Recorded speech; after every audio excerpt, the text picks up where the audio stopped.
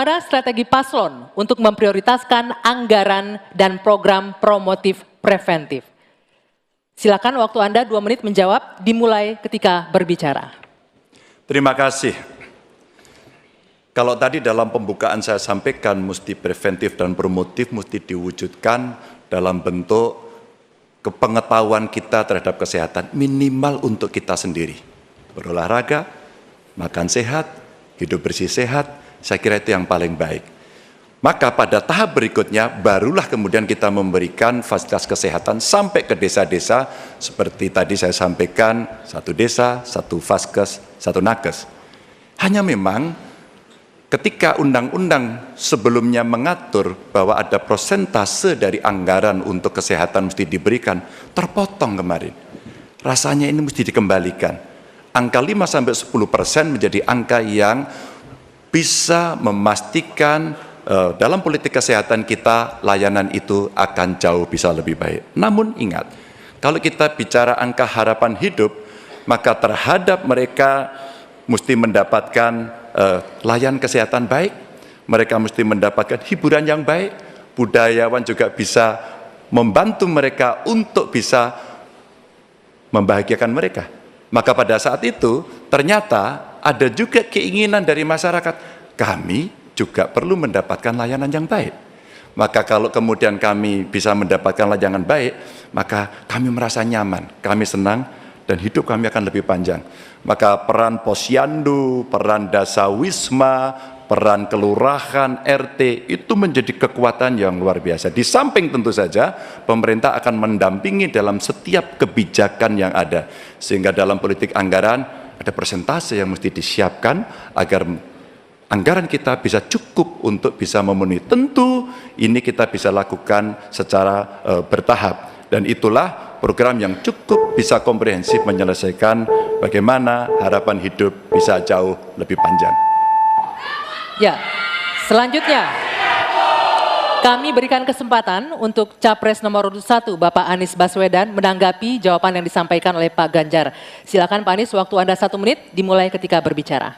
Yang tadi disampaikan baik dan izinkan saya meneruskan bahwa salah satu persoalan utama adalah pusat kesehatan masyarakat kita saat ini diarahkan terlalu fokus pada hal-hal yang sifatnya kuratif.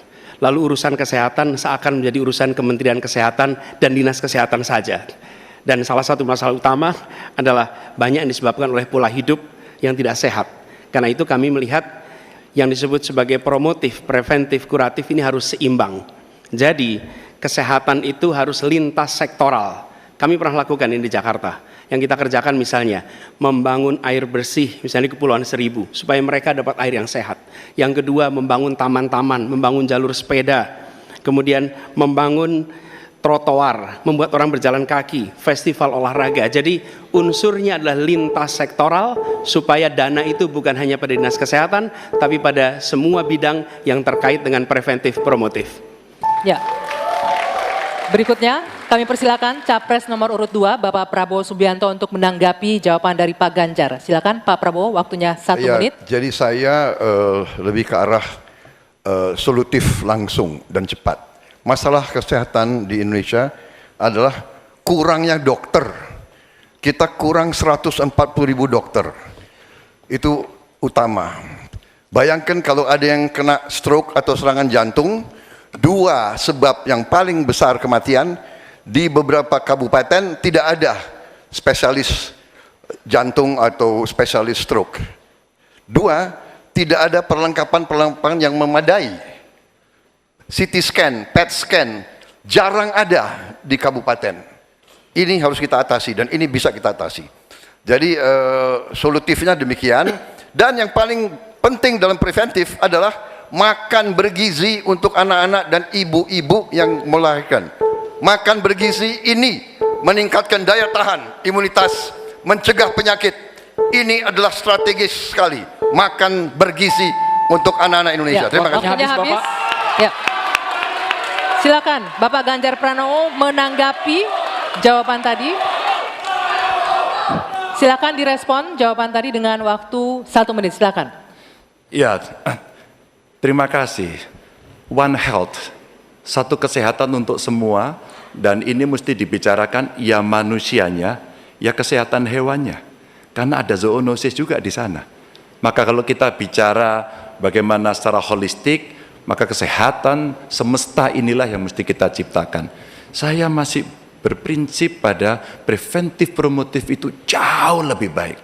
Kalau tidak kita kobol-kobol, biaya kita akan habis untuk menangani orang sakit. Tapi kalau kita bisa mencegah, maka inilah yang akan bisa membuat manusia bisa hidup sehat. Maka sekali lagi, anggaran pendidikan untuk pencegahan, untuk kesehatan itu bisa kembali pada formula awal, dan yang kemudian kita menciptakan ruang-ruang layanan yang jauh lebih baik, apalagi untuk preventif dan promotif yang bisa diberikan oleh pemerintah.